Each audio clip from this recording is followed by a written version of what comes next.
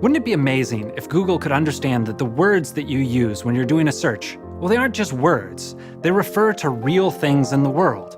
That a building is a building, and an animal is an animal, and that they're not just random strings of characters. If we can understand that those words are talking about those real-world things, then we could do a better job of getting you just the content that you want off the web. The way Google is trying to build information about real-world connections is by building a knowledge graph. The knowledge graph is about collecting information about objects in the real world. The object could be a person, could be a book, could be a movie, and many other types of things. For example, for a famous person, we collect relevant data about them, such as their date of birth or how tall they are. We can also connect that person to closely related objects in the knowledge graph. Let's say you're interested in Renaissance painters, or how about how many women have won the Nobel Prize? By understanding the relationships between things, be it between painters in the Renaissance or women in the Nobel Prize, Google can do a better job of understanding what it is exactly you're searching for.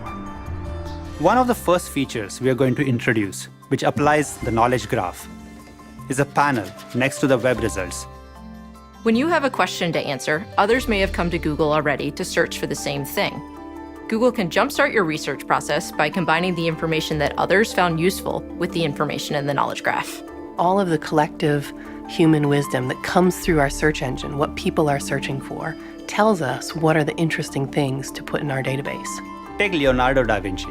Let's say you wanted to learn about the most important Renaissance painters. You might search for Leonardo da Vinci because he's the only Renaissance painter you know about. Now, you'll see information right in the search results that helps you explore the broader topic of Renaissance painters.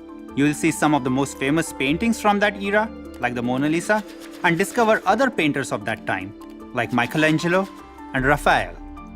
We're in the early phases of moving from being an information engine to becoming a knowledge engine, and these enhancements are one step in that direction.